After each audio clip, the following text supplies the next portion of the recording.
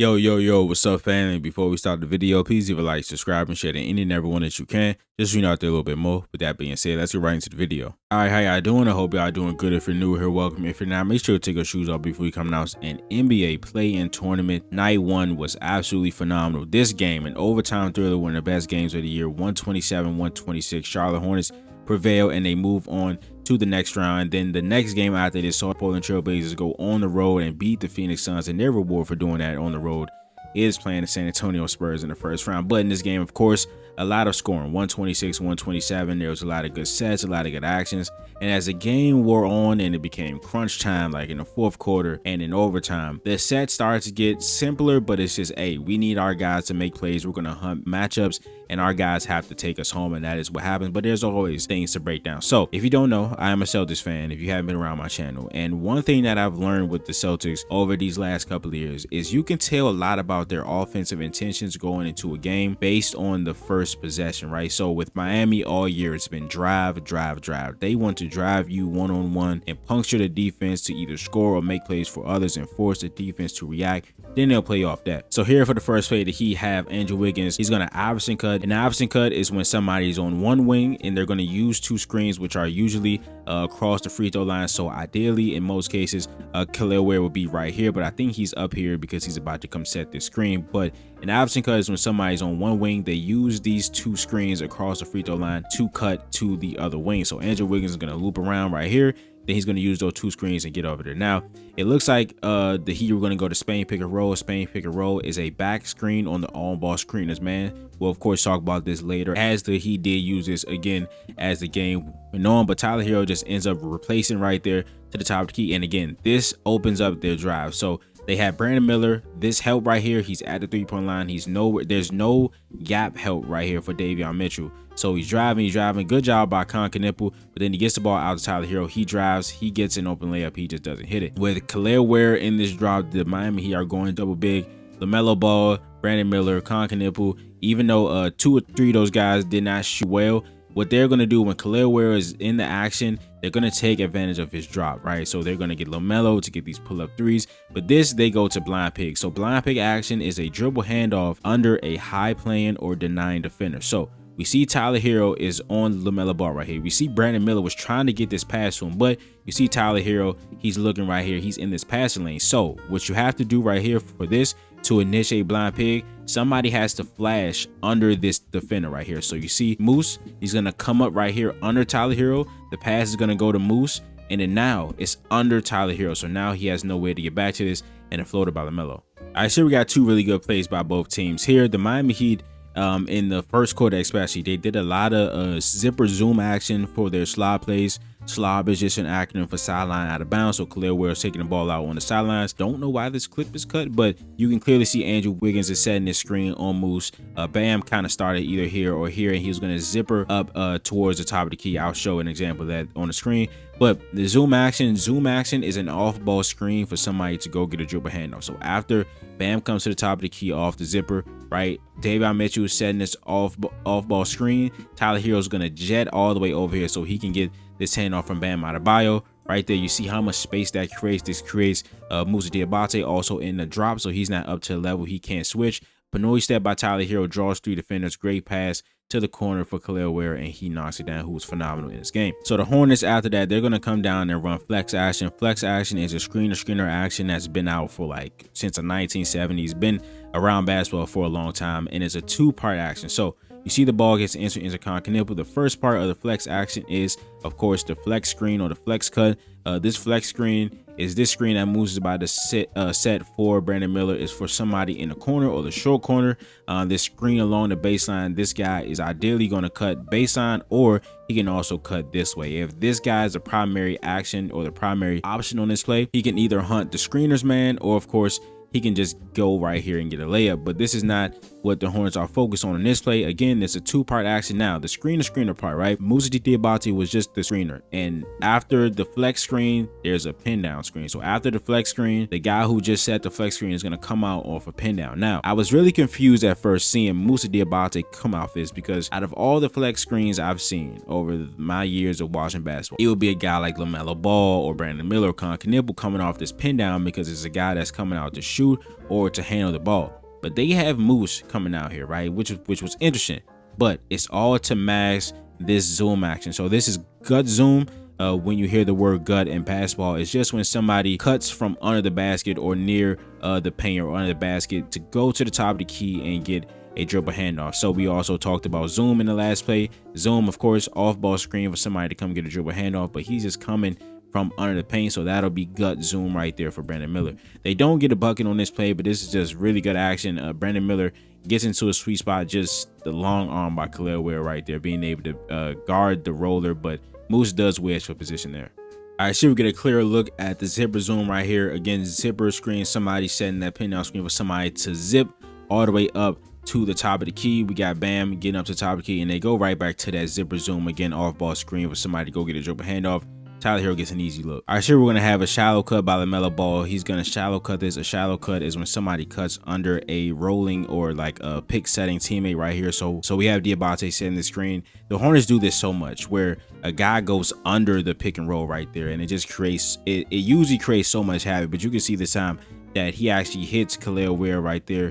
And as Moose changes the angle of the screen, you see that Brandon Miller does have some open space right here with the drop of Khalil Ware, but Davion Mitchell is sitting right there. So they don't end up getting to this. Now, the 77 action, 77 is just 2 on-ball screens. So we have one screen right there by Brandon Miller and another one by Knippel. Brandon Miller gets a good piece of Davion Mitchell there, so he's going to get into the short roll. Then we're going to have the offensive player right here. He's going to lift up to the wing as Knippel goes to the face of Bam Adebayo. So with all this action in the paint right here, this guy lifting up from the corner is important because now that creates a longer closeout, and he knocks out 3. All right, so we talked about 77 action last play. We're going to have some more of that here with stack out, turn 77. So to start this play, we have stack out, which is just a type of entry. It's just how teams start plays. On this one, there's an entry very similar to this called horns out, but for stack out, it's just going to be 2 people usually stacked on top of each other. Then on the horns out, it'll be 2 people in horns alignment, so 2 people at or near the elbows of the free throw line.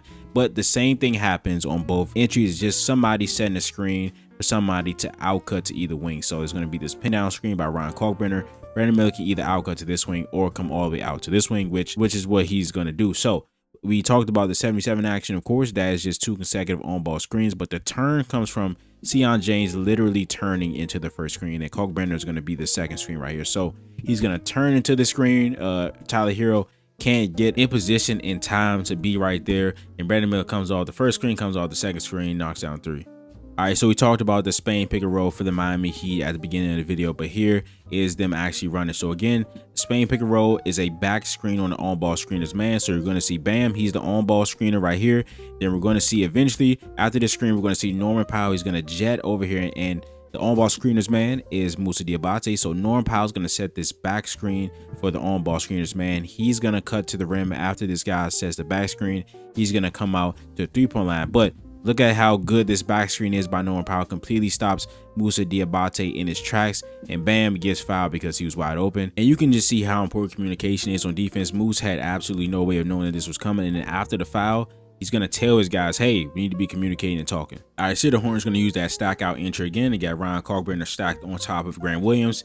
He's going to outcut to this wing, but Kalkbrenner is going to go to the other wing right there in that pinch post area, and then he's going to get the ball, and then we're going to get into zoom again. Zoom, seen this a couple times, off ball screen for somebody to go get a dribble handoff. Khan's going to come out. Khan didn't have a great game, but this was one of the great plays they ran for him, and he got a tough bucket.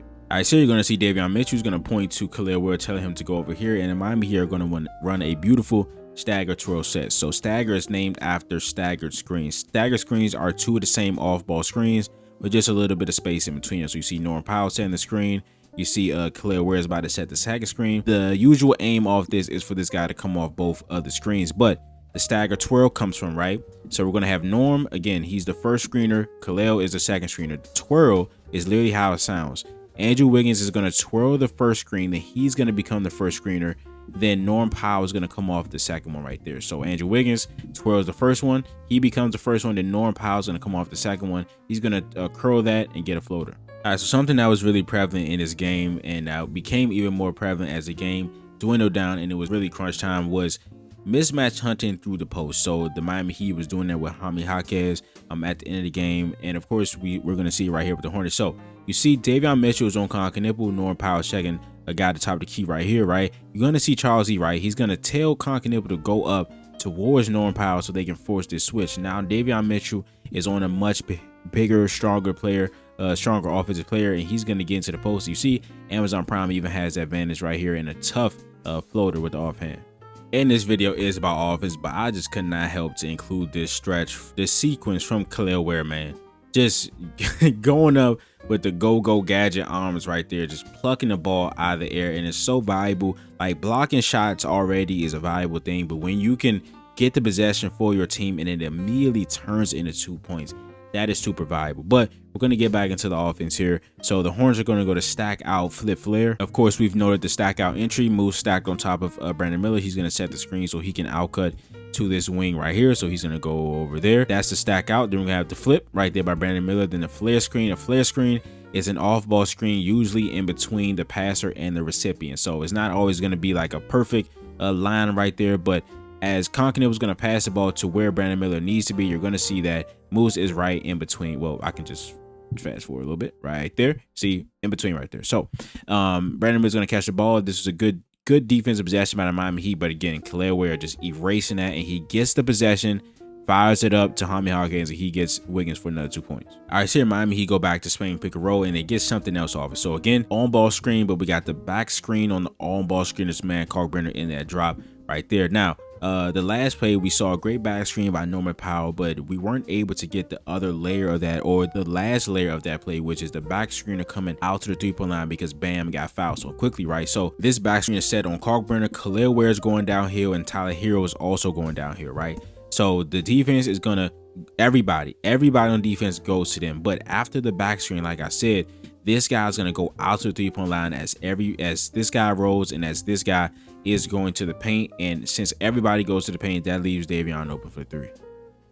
And as you can see here, we're already with 4 minutes in the fourth quarter, tie game. But as I said, like, when it gets to clutch time, there's less of these intricate actions. There's, hey, we have our guys, we have our matchups, our guys have to make plays. So here we have a regular go screen by Tyler Hero, but you're going to see how that opens up the hips of the defender right here. So you see he's square right here. He's getting ready to guard Andrew Wiggins. And then once this screen comes, he's going to see the screen, right? He's noticing it. He's looking over, and you see his hips open up this way, right? So that is going to open up the step back by Andrew Wiggins. He stops on a dime and he knocks it down. All right, so I talked about the Miami Heat wanting to get LaMelo Ball onto Jaime Hawkins in the post. This time he just gets some switch and he just drives right past him, and you see how the Hornets defense reacts to that. Move steps up. This defender has his eye on the ball. Brandon Miller has his eye on the ball. But something that the Hornets are going to have to deal with in the playoffs is whenever, like throughout this whole season, when the LaMelo Ball has gotten switched on to somebody that they don't want him switched on, they feel like they have to double every single time. And that just puts the other defenders in such a tough spot. So as Jaime Hawkins drives right there, he makes a phenomenal pass to Andrew Wiggins, who's wide open for the three. All right, real crunch time here. 12.9 seconds left. Charlotte Hornets down 3. They don't need a 3, but it will really help. So the first action on this is Brandon Miller setting his back screen for Grant Williams. He's going to come out there to the opposite block, right? So they do that, but this is the play right here. This is where the play was supposed to go. It was for Brandon Miller to set the screen on Davion with LaMelo flying off and coming to the corner. They really trust Sion James as a passer. I believe he can also make this pass if it was open, but Brandon Miller just gets no part of Davion Mitchell. You see Sion James, he was preparing to pass it over there, but it just wasn't open. Now the safety valve on this play is Grant Williams comes over there. He's gonna loop off right here, and it looks like there's some sort of exit screen, and an exit screen is a screen for somebody to cut to the corner, as you're gonna see right here. And Kobe White, like, this is covered beautifully by the Miami Heat, but just a greater shot. All right, so the Charlotte Hornets had a very tough time with the Miami Heat zone. The Heat wins zone with about 9 minutes left in the fourth quarter, and they forced 3 after 3. Some of them were open, but they were not going down. Now the Hornets, of course, did enough to get the game to overtime, but they did not shoot great from 3. LaMelo Ball was like 2 for 16, but just the threat of LaMelo's 3 in this overtime led to the Hornets doing a really good job of navigating the Heat zone better. Musa Diabate is going to change the angle of the screen right here, right? You're going to see Andrew Wiggins. He's over there. And as LaMelo has this open space, he's going to squeeze Andrew Wiggins in, which is in turn going to squeeze Tyler Hero up, right? Because he has to cover for his teammates. So he comes from right here. He goes over to contest that shot.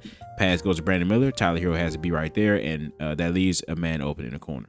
And like the real change was just the Hornets not selling for the first like semi-open 3-point shot they got against this zone. So we have a screen. You see Davion Mitchell's right here, but he's gonna stunt to LaMelo, and then he's gonna get back to the corner. So LaMelo just walks right into the paint, and we have a really good cut right here by Brandon Miller. So as LaMelo, because he punctured the defense, now Khalil Ware has his eyes on him as he's driving. He has no idea that Brandon Miller is cutting behind him, and the alley-oop dunk.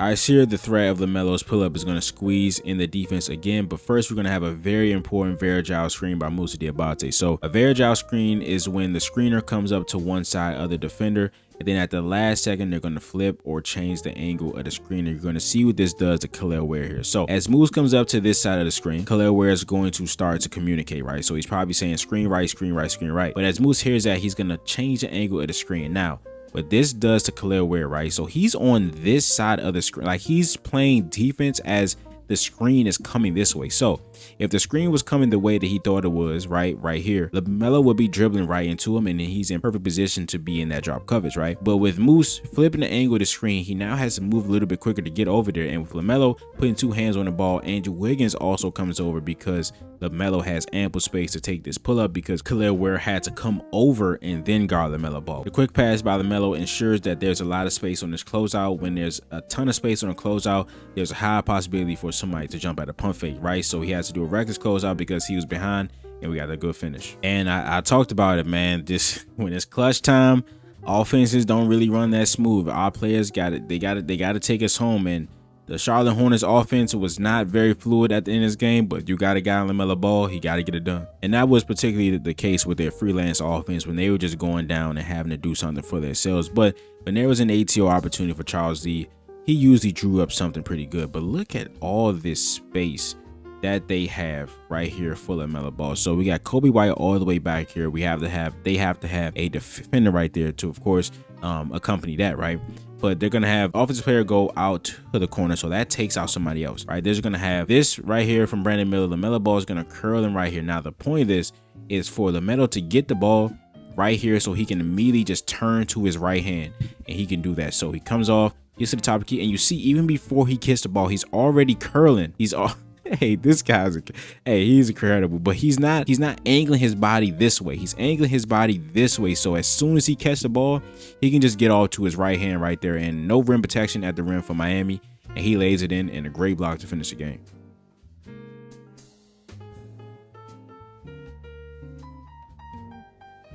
But that is a video. If you enjoyed it, please leave a like, subscribe, and share it to any and everyone that you can. Just swing out there a little bit more. I will see you guys next video. This is Nick. Peace.